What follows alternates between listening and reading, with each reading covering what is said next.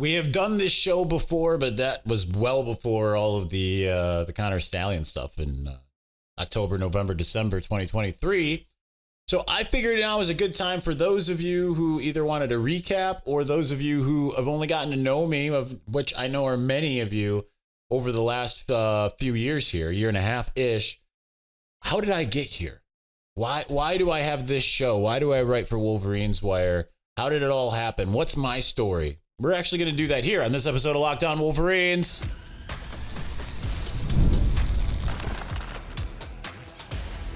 You are Locked On Wolverines, your daily podcast on the Michigan Wolverines, part of the Locked On Podcast Network, your team every day. Happy Tuesday. We are back and doing it. Locked On Wolverines podcast, part of the Locked On Podcast Network, where it's your team every day. I'm your man on the ground, Isaiah Hole, publisher of Wolverines Wire through USA Today Sports Media Group. How did I get those titles?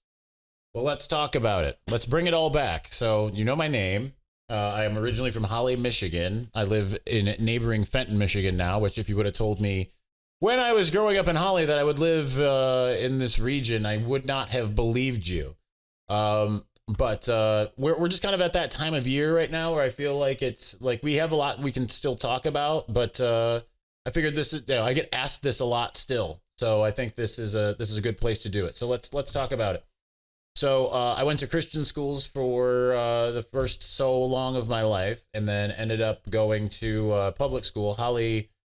First it was Sherman Middle School in Holly in 8th grade, and then Holly High School. Somehow, some way, I managed to finagle my way, and I think that this is probably some kind of blood pact I made some way somehow to end up at the University of Michigan in Ann Arbor in 1999. That tells you how old I am. I am old. So just to put it into context, Tom Brady was the starting quarterback when I went there. Now, I couldn't have cared less about sports at the time whatsoever. I mean, I did pay attention to Michigan football, and that was kind of it, but not like a ton. Like, I'd watch a little bit on TV, I'd go about my day, I'd turn it back on, like, see what's going on. I never went to any games because I was more interested in music. In that time of life in the 90s, that you could pick music or you could pick sports. You couldn't do both. How times have changed. I kind of wish that I would have understood and realized that. I graduated from Michigan with a degree in film. It was called Screen Arts and Cultures when I graduated, much to the chagrin of me and every single person that graduated in 2008, because I dropped out of school for 5 years and came back. And I wanted to be an actor for a second, and recognized that actually I like being behind the scenes more than in front of the camera. Little would I know I would be in front of the camera as well as running the camera. Not my intention, but I graduated from the film department, previously film video. It's something like that again. I wish that they could change my degree so it says film video or whatever, and promptly went to work in Hollywood for 4 years, 3 years of which I spent at United Talent Agency as an agent trainee, working with the likes of Bryan, Cranston, and Rashida Jones, and this is going to be I'm going to age myself really big. Both Steven Weber and Tim Daly under one agent. And I used to say, like, joke about a Wings movie. Wings, if you don't know, is a early 90s sitcom on NBC. It was always shot down. I loved the idea of the Wings movie. Just a bunch of celebrities in the motion picture talent department. As I was trying to leave that job to go more into the development side and be someone that's more into the trying to find the right scripts, develop scripts and all of that, I got laid off. I started my own management company for 1 year with very limited success, but some success.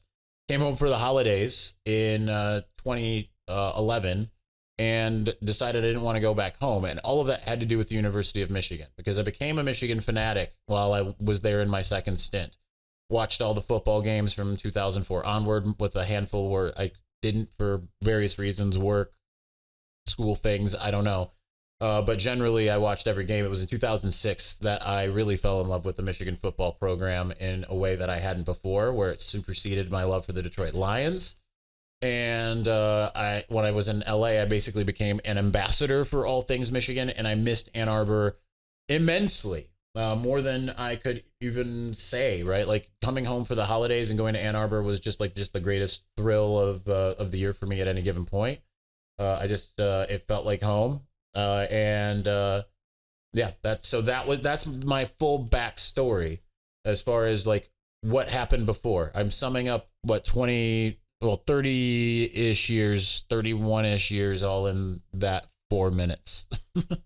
So that's how just kind of where I came through there. So how did I get into this job? Well, one thing I learned is when you have a film degree and you're in the state of Michigan, it doesn't really go very far. People see the University of Michigan and they say, great. But when it comes to actually landing a job, and certainly I had a lot of transferable skills. I met with some people in advertising and they're like, you absolutely could be like an account executive. You just got to make someone see that.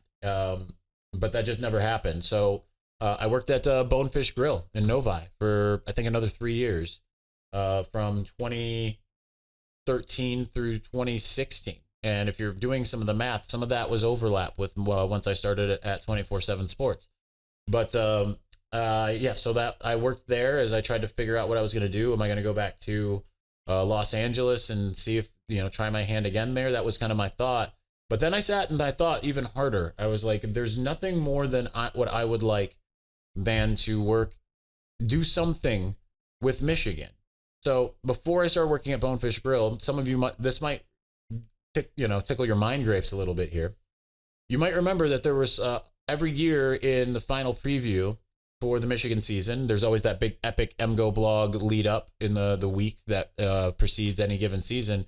Usually in that final post, there would be a hype video starting in 2012, 2013, 2014, and 2015. Do I have that? I maybe have that right. There'd always be like this epic cinematic hype video that Bryan would post. And that was me, because I decided to use my film degree to make, because no one at that time was making hype videos. That was cinematic, had motion graphics, color graded, all of those things, cut out the ESPN bottom line. Some of the bigger ones that were out at the time, like Sometimes When You're On. I mean, that was amazing. There was some grading in terms of, I think it was black and white for the first half, but it was basically you still had the ESPN bottom line and the score bug and all that stuff. So I eliminated all of that, used a lot of the slow motion stuff to splice together clips and make something that was a little bit more cinematic. And it took a lot of time and effort, but that was my hope and goal. Someone could see that.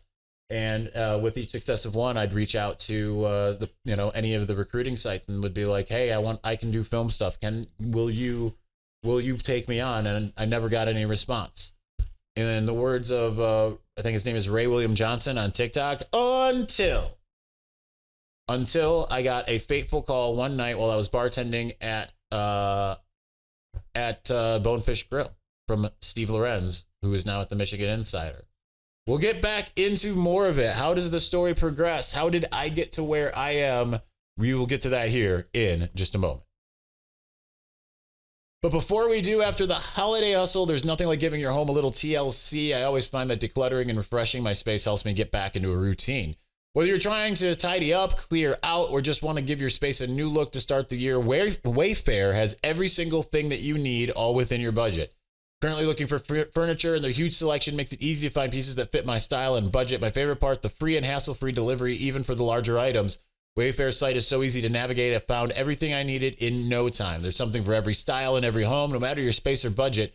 Wayfair makes it easy to tackle your New Year's home goals with endless inspiration for every space.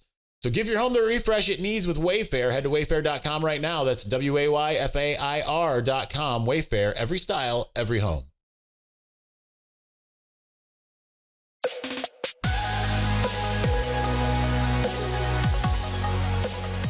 I know we left off on Steve Lorenz. There's something that preceded it that put me on Steve Lorenz's radar.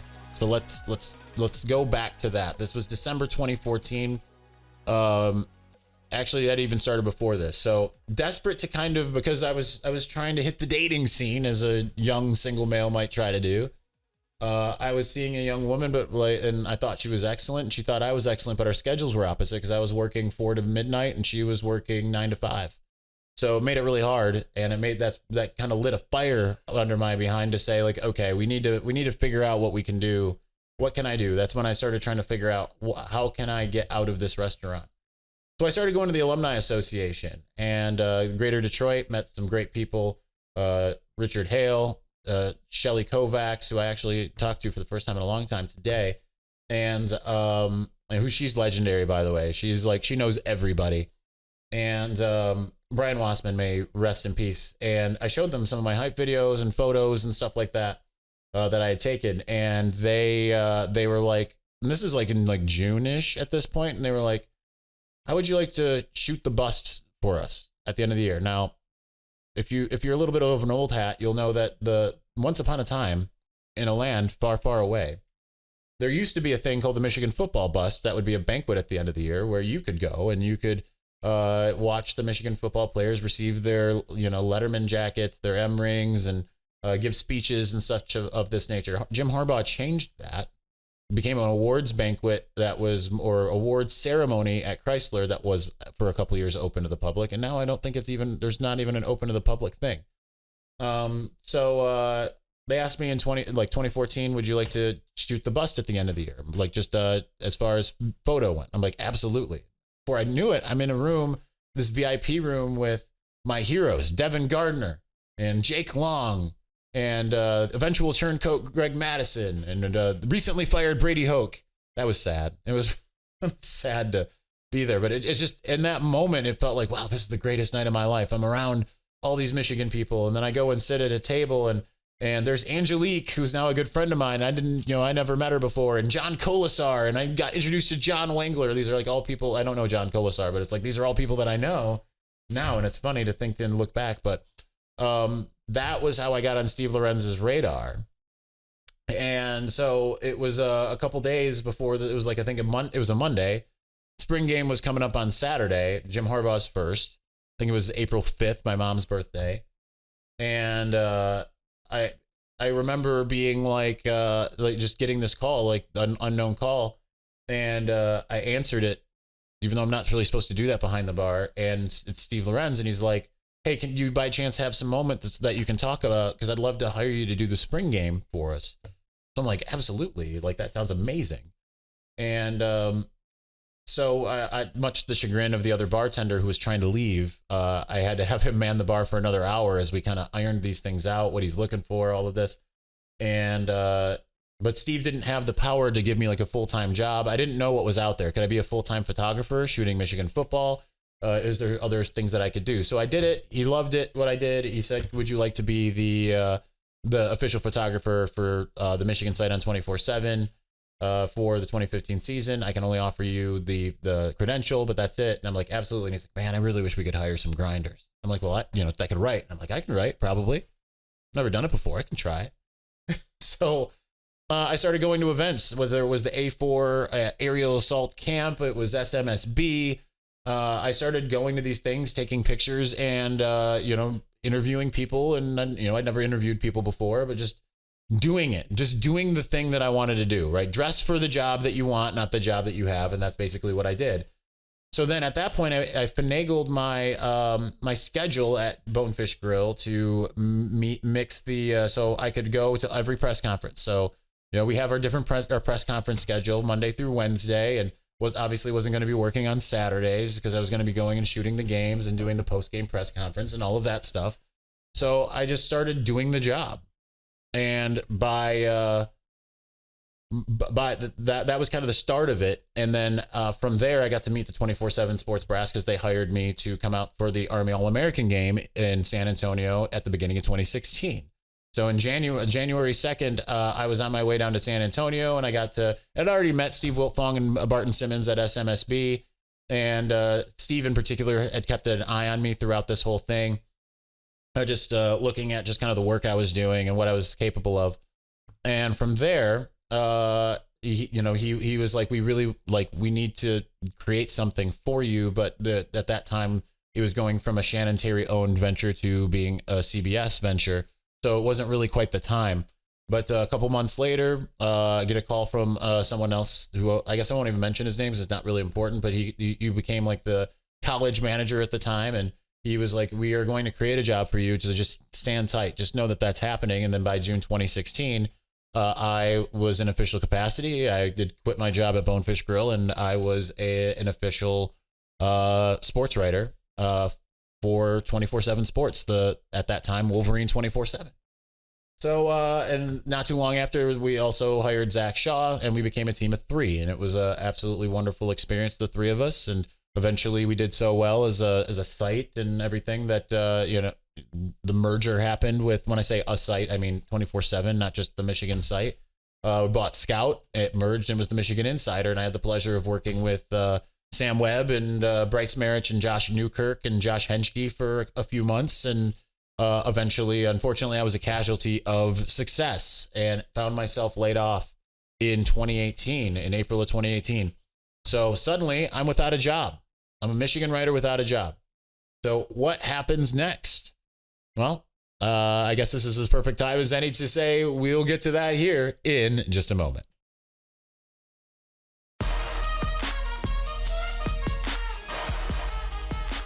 All right, so you all know me at this point. I'm sure there are some who remember me from 24/7 Sports.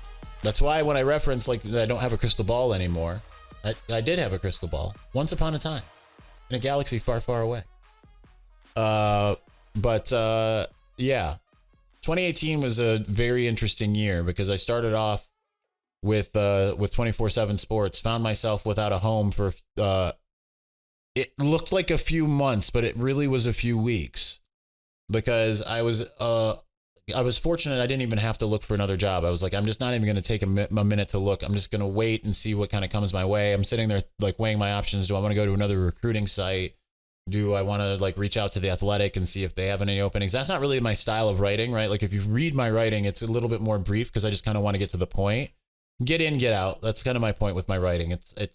I've had those long flowery pieces. Sometimes I still do that. I prefer kind of like, here's the news, and we'll expand upon the news here on Locked On Wolverines. But it was like 2 weeks later. We're still in the month of April. I'm looking through my DMs and I see that I have a DM from someone from USA Today, and they're like, we want to start a Michigan site and we'd like you to run it.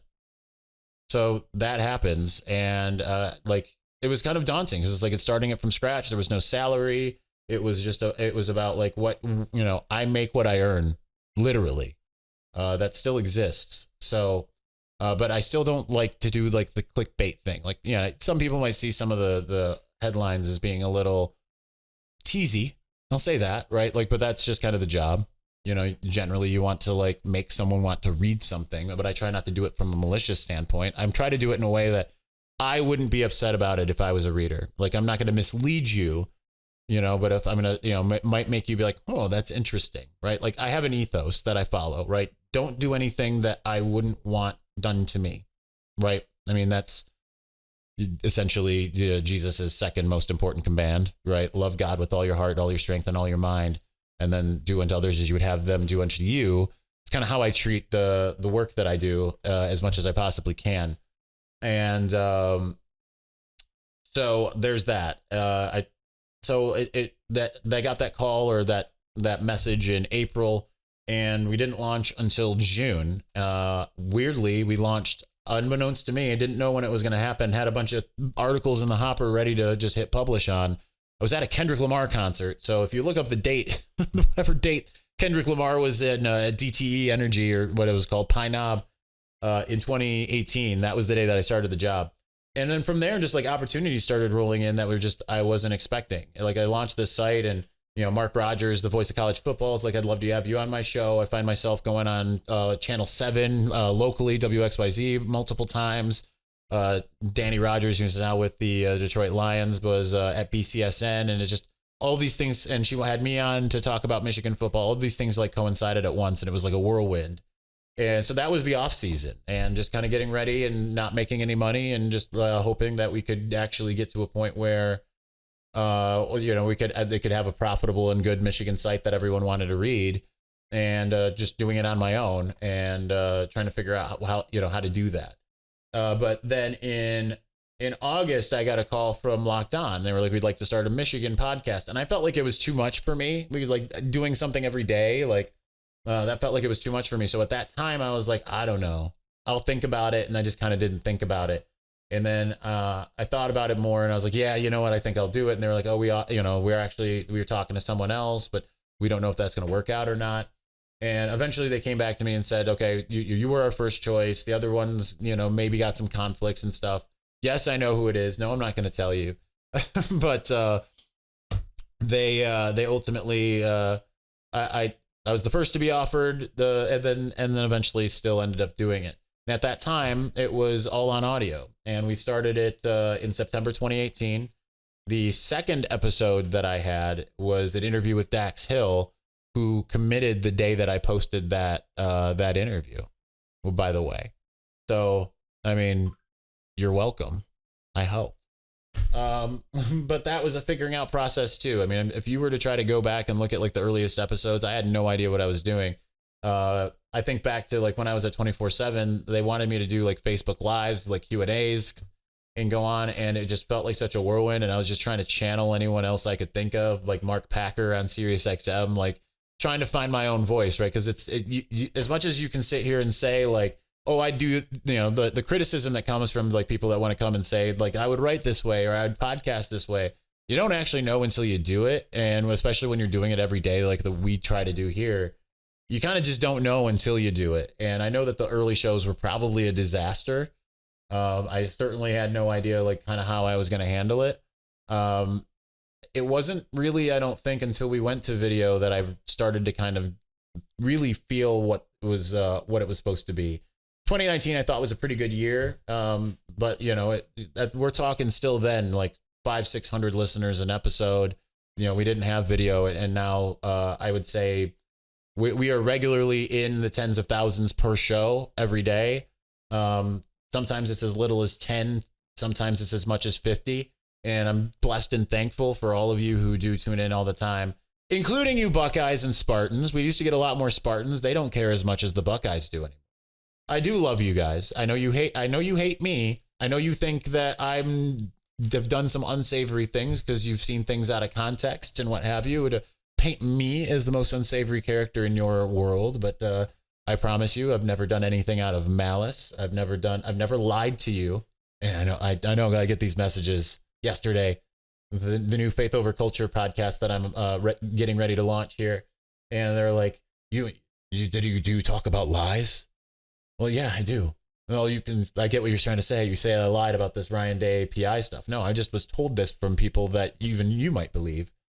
So nonetheless, I digress. I'm just having fun with them, but I am very thankful and blessed. And you know, there have been times where just like in any job where it's like, you know, I just feel blessed that I get to do it. And there's times where it's a grind and life's difficult, right? Like, you know, I won't hide behind the fact that life for me at the moment is quite difficult. I'm joyful about it, rejoice in the Lord through it. But you just have moments. And I remember having one of those moments at the beginning of 2023. I was in a little bit of a difficult stage in life that no one really kind of knew about. And I remember praying because it was like, all right, you know, I had rededicated myself to Jesus, and I was like, Lord, tell me, what do you want me to do? And like, I'm ready to quit writing, quit doing the podcast. I'm going to go and be a missionary somewhere. I'm ready to give all that up for you. And I felt like it was impressed upon my spirit. Like, no, I want you to do the podcast. That's first and foremost. And honestly, this show has completely exploded since then. And I'm just so blessed and thankful for every single one of you. Even if I come across as terse in a moment, because like I said, I'm a human living life. I don't always react in the way that I should, but that's my story. And so to kind of pin this, put a pin on this, tail, I'm missing my idiom here. But people always ask me, how do I get into what you want to do? I say, you just do it, right? Like when I was a teenager, I was hanging out, like I was hanging out with all of my favorite bands and going to concerts for free and doing all these things, and starting in, what was it, 1998? Is that right? 1998. And for 2 years, I was just going to every concert I wanted to and meeting all of my favorite bands and hanging out with them backstage. The intent was to write a magazine, like a little fanzine that, you know, you just go to, you know, Guitar Center or Motor City Guitar and pick up a little fanzine to be like, oh, cool, he has an interview with Marty Friedman from Megadeth, or, you know, the Brandon Boyd from Incubus, you know, these people that I had the wonderful pleasure of meeting. And while I never was able to produce a magazine, there's a whole different story behind that. It's all about perseverance. That's what it is. If I get in my head, I'm going to do something, I just do it. Like, don't let anyone talk you out of it. And I know people send me DMs asking if there's opportunities with me, Wolverines Wire here. Unfortunately, there's not. But you just kind of have to do it and hope that someone that has that power and ability to like pay you will. But don't be afraid to work for free. I know that's a type of thing that in today's culture, people say that they're unwilling to do. But if I didn't do that, I wouldn't be here. Right. Like I still worked my job, but what was I passionate about? I was passionate about Michigan football, and I was going to do it even if it was free. Right. You do your passions. You don't have to work a day in your life. Well, eventually you do. It's just how it works. But I say, like, if you have a dream, whether it's working in Michigan media, if it's working in Hollywood, right? Like getting into United Talent Agency, it's third biggest agency in the world, I believe, still at this point. I mean, they accept less people than Harvard Law, and that's the same for any of the major four: WME, CAA, UTA. I think ICM is still around. You just have to, you're not going to quit until you get what you feel like you need in that moment. And that's kind of how I've approached it. And it took several years, right? I taught myself skills I didn't know, whether it was the video stuff that I didn't know. I didn't know how to do motion graphics. Taught myself how to do motion graphics. Now I don't really use that much anymore. I taught myself to write articles. Like I had written papers, but I never wrote the articles you see every single day. I taught myself to podcast. There was going to be nothing that I wasn't going to do in order to make sure that I was able to achieve my dream. So I give you that advice. All right, we will be back to either talk football or get into back into our position previews on Wednesday. I thought this was a nice kind of departure from it for a minute. I know Michigan plays Purdue tonight in basketball. We'll see if we talk about that or not. Anyway, thanks for watching. Thanks for listening. We'll talk to you again soon. Peace.